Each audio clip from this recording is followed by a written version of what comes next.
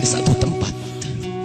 Kita harus dibawa ke satu tempat, jangan dibayangkan orang lain. Anda yang dibawa, Anda yang dimandikan oleh orang-orang, Anda yang dikafani oleh orang-orang, dan saat itu pun Anda diangkat di atas kepala orang-orang. Jangan berbangga Anda tidak jadi kemanten saat itu. Anda akan dibawa ke alam barzah, Anda akan dikirim ke kubur. Sadarlah saat itu Anda di atas kepala manusia, dan hanya Anda mendengar suara yang indah jika Anda ahli iman.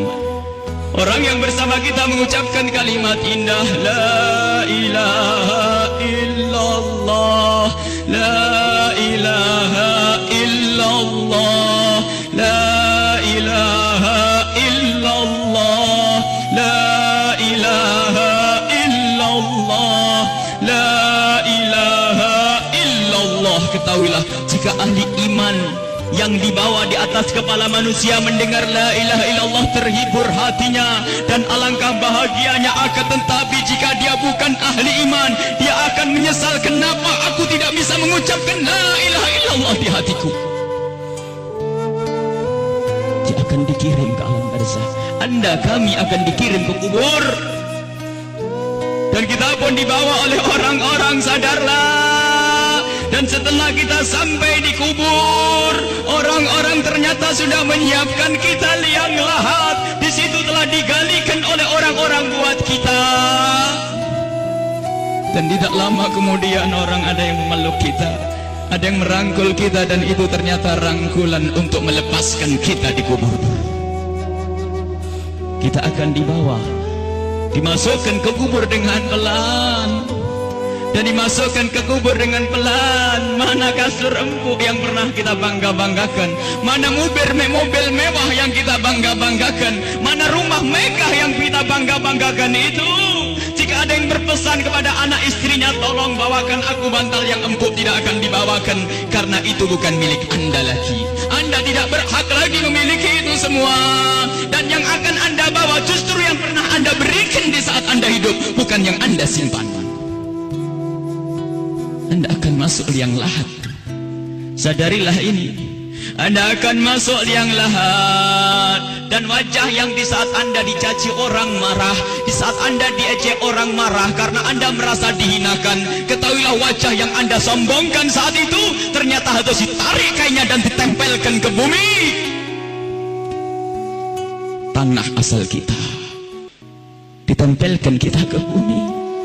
Dan setelah itu pelan ada orang yang menabur di atas kepala kita dengan debu, 1 kali, 2 kali, 3 kali, dan setelah kita 3 kali bukan taburan, tapi akan ditumpahkan air tanah di atas kepala kita, ditumpahkan tanah dan ditumpahkan tanah, sehingga yang kita ketemukan adalah gelap gulita di alam kubur.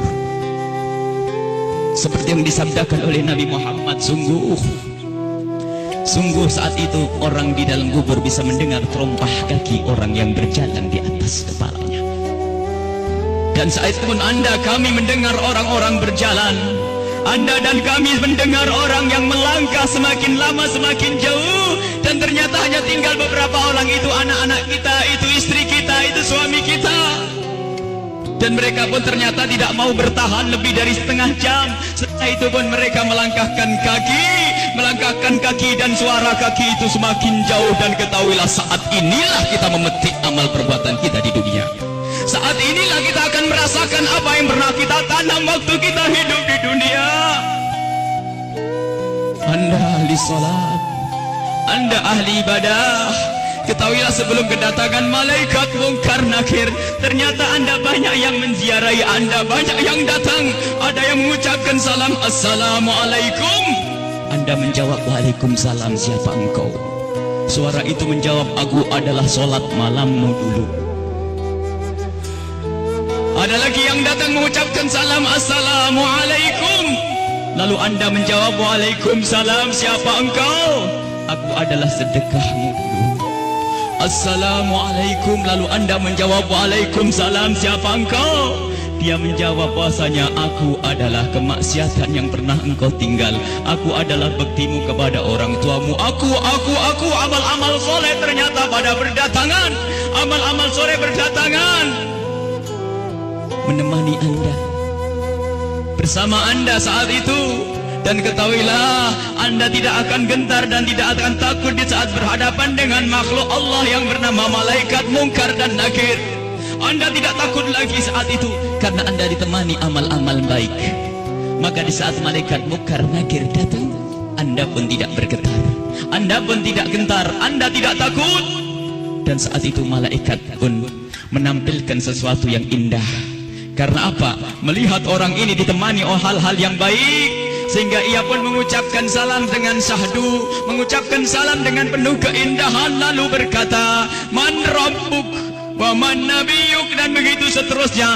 Anda, kami akan ditanya siapa Tuhanmu, siapa nabimu. Karena di hati Anda ada iman, hati Anda ada cinta kepada Allah dan Rasulnya, di hati Anda ada cinta kepada ulama-ulama Allah. Maka sesungguhnya saat itu lidah Anda akan mengucap begitu mudah. Anda akan menjawab dan menjawab dan menjawab. Dan setelah selesai pertanyaan ini, dan inilah akhir daripada ujian kita dari alam dunia menuju alam barzah. Di alam barzah adalah alam perpindahan dari alam dunia ke alam akhirat nanti. Maka ini adalah alam akhir ujian, dan setelah itu kalau lulus mendapatkan surga, kalau tidak lulus dia mendapatkan siksa. Setelah malaikat bertanya dan lulus, Anda ditanya, dipanggil malaikat rahmat, malaikat pemberi nikmat. Wahai malaikat pemberi nikmat, ini adalah hamba yang soleh, bawalah ini ke surga dan beri nikmat sampai dibangkitkan nanti.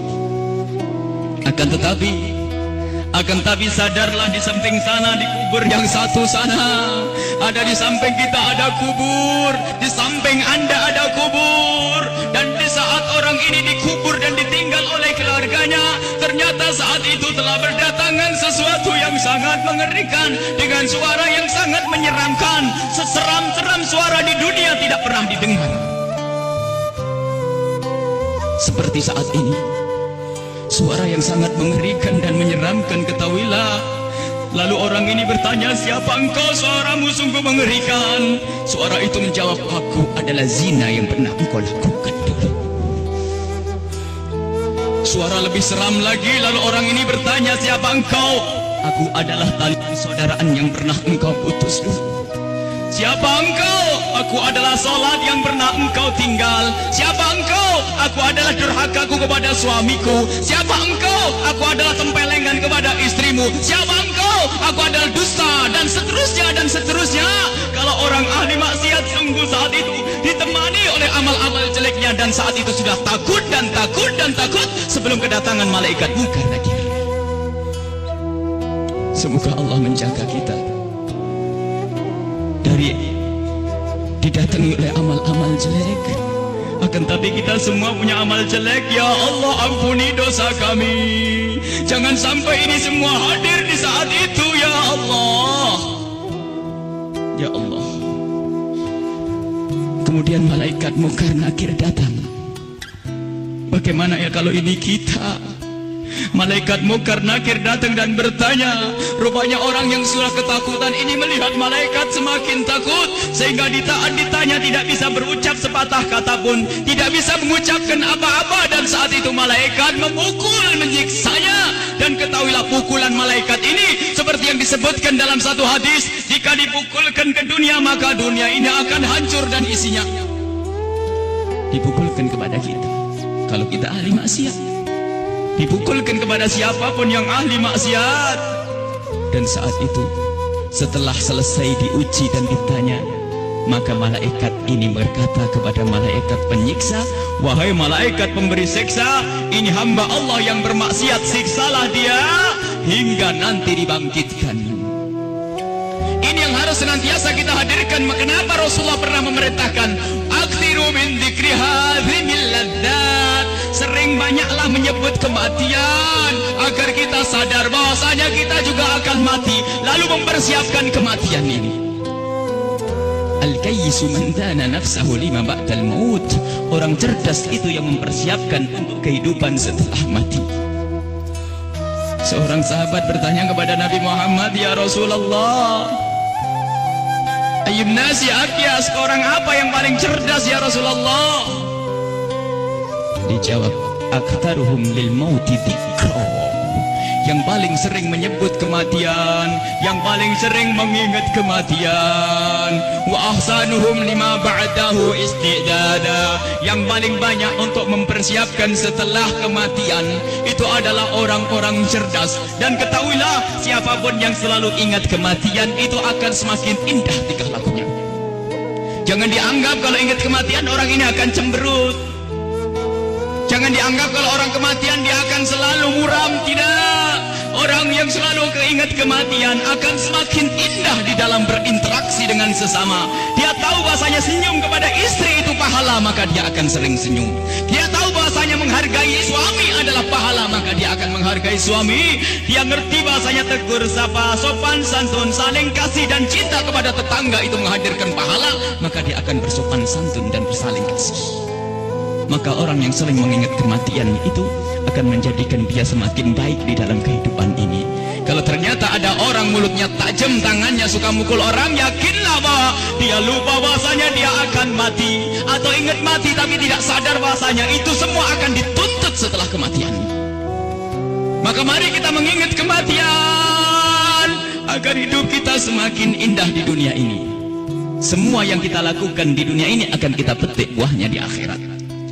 Udhkuru aktiru min dzikri hadimil ladzat. Hadis yang diriwayatkan oleh Imam Tirmidzi dan Ibnu Hibban. Bahasanya, perbanyaklah engkau menyebut kematian. Bahkan banyak sekali Rasulullah memerintahkan satu amalan tujuannya agar mengingat kematian, termasuk ziarah kubur.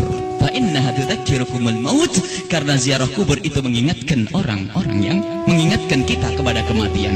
Menyebut orang yang telah mendahului kita dalam iman, mengingatkan kita kepada kematian. Membaca manaqibnya orang-orang soleh itu juga mengantarkan kita agar ingat kematian. Bisakah kita menyusul kepada Imam Syekh Abdul Qadir Al-Jailani? Bisakah kita bisa menyusul Syekh Al-Imam Al-Haddad? Bisakah kita menyusul Sayyidina Al-Baqi Al-Muqaddam dan seterusnya? Ingatlah kematian. Bahkan sampai di saat hendak tidur Rasulullah selalu mengingatkan, hendak tidur ingatlah mati, hendak tidur ingatlah mati. Sehingga disunnahkan kalau orang hendak tidur menghadap ke kiblat sebisa mungkin, lalu meletakkan pipinya di atas telapak kanannya sebisa mungkin. Kalau tidak dibalik, yang penting menghadap kiblat. Dan saat itu jangan lupa untuk membaca zikir, membaca subhanallah seperti yang diajarkan oleh Rasulullah kepada Sayyidat Fatimah Az-Zahra, membaca subhanallah 33 kali, alhamdulillah 33 kali, Allahu Akbar 33 kali, dan membaca doa-doa yang lainnya hingga mata ini tertutup, tertidur dalam keadaan berzikir. Ketahuilah orang yang tertidur dalam keadaan berzikir, jika ia dibangunkan kembali oleh Allah sepanjang ia tidur, ia mendapatkan nilai pahala. Dan di saat tidak dibangunkan kembali, jika tidak dibangunkan kembali oleh Allah, maka ketahuilah saat itu dia mati dengan husnul khatimah. Husnul khatimah, mati dalam keadaan iman. Maka dari itu, ayo kalau hendak tidur persiapkan untuk mati, karena kita tidak tahu bisa bangun kembali atau tidak kita di saat kita tidur. Apakah bakal dibangunkan lagi oleh Allah atau tidak? Sungguh orang tidur seperti orang mati. Digunjing orang, tidak tahu barangnya diambil, tidak tahu, dan seterusnya. Dia adalah seperti kematian. Maka dari itu kalau hendak tidur persiapkan untuk mati. Jangan sampai kita lelap dalam tidur di saat kita lagi asik mendengar satu lagu, katanya lagu pengantar tidur. Apakah tidak takut jika anak kita lagi mendengar satu lagu pengantar tidur, tak taunya anak kita tidak bangun lagi? Kita tidak tahu ternyata yang didengar adalah hal yang semacam itu. Mau kemana dia nanti? Mau tidur bermaksiat, mau tidur gunjing orang, mau tidur memutus tali persaudaraan. Apakah dia yakin bahasanya besok pagi akan bangun?